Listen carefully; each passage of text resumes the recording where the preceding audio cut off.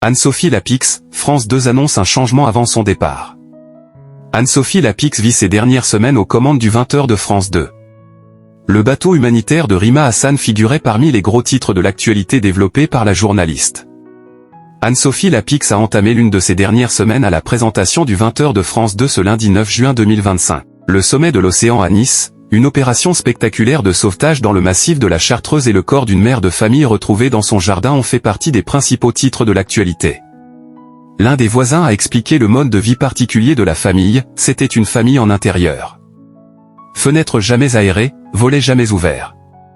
Comme cette dame ne sortait jamais, ça ne m'a pas non plus interpellé.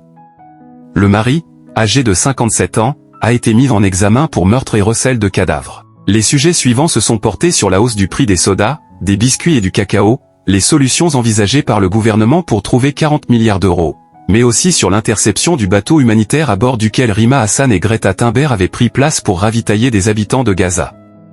Si vous voyez cette vidéo, c'est que nous avons été interceptés par l'État d'Israël ou par des forces complices, indiquait Rima Hassan dans une vidéo relayée dans le 20h. Les 30 premières minutes de cette édition ont convaincu une moyenne de 3,58 millions de Français, correspondant à 20,6% en part de marché.